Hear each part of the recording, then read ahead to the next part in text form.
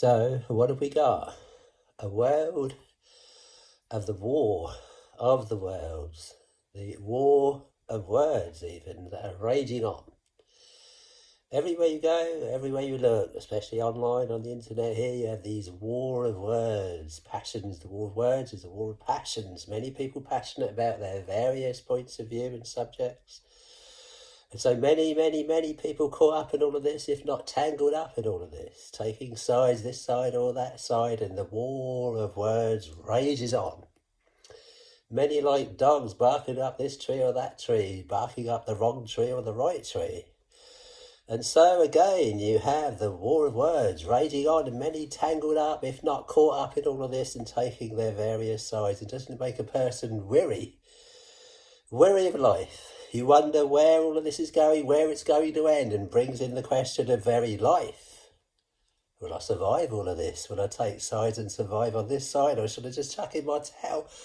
Many might want to just give up on life and even then face death. Would death bring you peace? What's after death? Where's this going to take me? What's death all about? Am I prepared for life? Am I prepared for death? So the war of words really does rage on, and what side are you going to take? And you have to bring God into the equation of the war of the worlds, of the war of words, the war of passions, the war of the spirit even. This spiritual war rages on. And again, with all of this, you get the question of life, the very life we're living. How am I going to survive all of this war of the worlds, this war of words? And then it brings in the question of what about after this life? Are you prepared for life? Are you qualified for life? Can you see yourself surviving? God willing, you will. And with this, the war of words will rage on. War in families, war in communities, war in governments, war in cultures. And so it rages on. And so you can't escape the war of words. And part of this war of words is, of course, the spiritual world out there and the war of words out there. And this bringing in the question of the very life we're living. And are you qualified for life? Can you survive? What about death? Are you ready? Have you prepared yourself for death? Now, if all of this fails down here, you might be comforted to know there's another life. But this brings in another great matter. Are you in accord? Are you in agreement? Now, it's interesting when you go into this, are you in accord or in agreement? When you look into the very patriarchs, saints, prophets, forefathers, these all chose to be in accord and didn't rage on their war of words and war of passions with God. They came into an accord and therefore an agreement with God. And therefore they looked forward to death. Death was a comforting thought for them. But those that are not in accord and agreement with God, well, death might bring you more raging wars of words as to who or where am I going to go when I die. You hear so many things on here about out-of-body experiences, etc., etc., etc. But who do you listen to? Now, the wisest thing to do is go to the very patriarchs, saints and prophets, and they tackled this subject of life and death. Now, they being prepared for life, and they saw life as being in accord and agreement with God, was the way to survive. This ensured that when it came to the time of their death, that they would go somewhere with God. Somewhere, but where? Somebody tell us about where you go when you die. Do you know where you go when you die? Do you know what's going to happen to you when you take the last breath? Well, I can only tell you what's written here, and I've got a whole list of people who took their last earthly breath and gave up the ghost, as it says, and died. Where did they go? Well, you got some kind of detail at least written here, and I can reel off all the various things written. Now, this might come in chapter and verse, and this can quite damp down your fire, but the fact is it's written down here. It's not my words. It's the words of the patriarchs, saints, and prophets who embraced death, embraced life because they trusted in God, and even grew weary of life and looked forward to death. Now you can grow weary of life, and then do you look forward to death? You might see death as release that somehow or other you're going to just simply go into a great void of nothingness. But does that really comfort you? Maybe you've got relatives that have died. Maybe you've got children on earth. Wouldn't you want to see them again?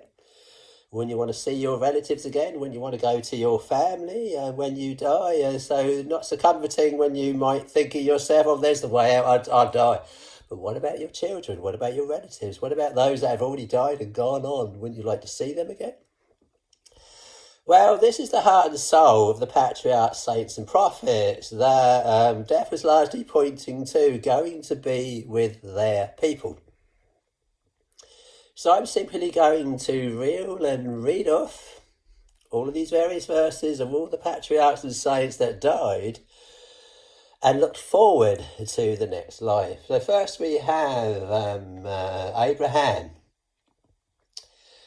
Here's the verse. I can give you the chapter and verse so you know it's not me. It's written down here, Genesis chapter 25, verse 8 in the King James Version. And then it says, then Abraham gave up the ghost. So there you are, you have a spirit, you're a body, and you're a spirit.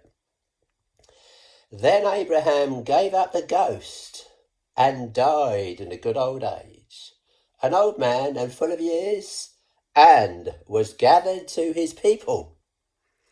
So Abraham dies, gives up the ghost, the spirit leaves his body, and then he's gathered by the angels, in fact, to be with his people. So he's going to be with his people, all those relatives that have died before him, and go and greet and meet them all over again. Now here's Isaac. So in Genesis 35:29, and Isaac gave up the ghost. Here they are, giving up the ghost. You have a spirit, you're not just body, you're body and soul, your body and spirit, your body and ghost, if you like.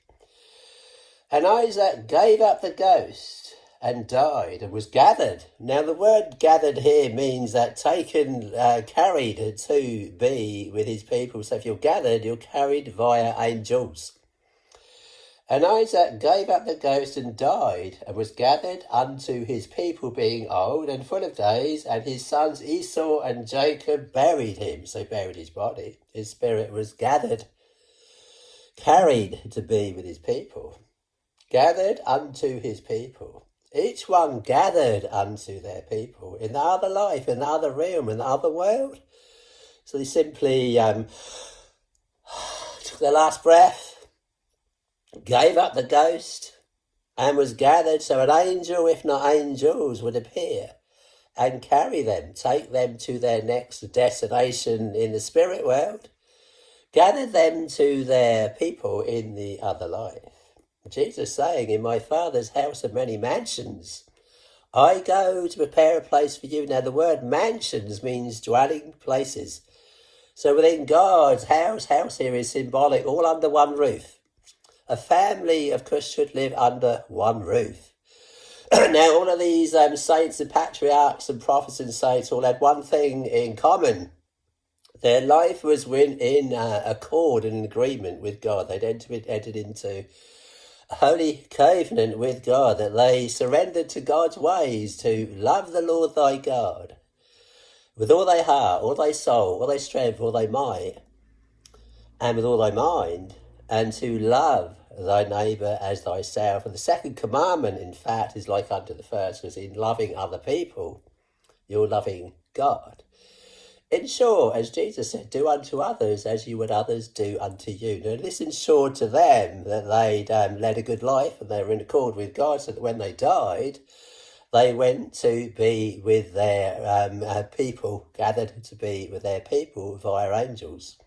So their guarantee was that they'd become into an agreement with God, entered into a true holy covenant with God, didn't get into the great war of words with God, the war of passions, the war of lusts against God, but went with God, went God's way in loving God and loving other people as best they could, with God's strength, having God in them, receiving Jesus, in fact. Having Jesus in you helps you to have the love. God is love. In receiving Jesus, you're receiving love. So receiving love into your heart, then you then have the spiritual ability and capability, if you like, the love in you to love others with. Then you're in agreement and in accord with God. Then you're going God's way and not your own way. You're not part of the war of words, the war of great quarrels against God. You simply agreed and come into an agreement with God, and the rewards are endless in that you now have everlasting life. You now have the everlasting God of love in your heart. You now have the Father of spirits that you are in accord with, that you're in agreement with, so that when you die, you know you're going to be with the people of God and not the people of the world, that are so entrenched in the war of words, the war of passions, the war of lust, the lust of the flesh, the lust of the eyes, and the pride of life.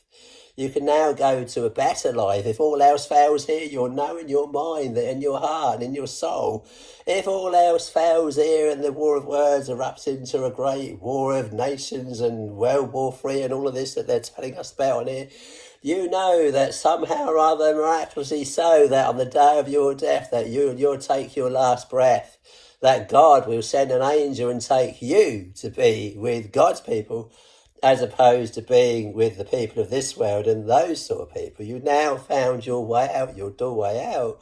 Jesus saying, I go to prepare a place for you, that where I am, ye may be also. In my Father's house are many mansions.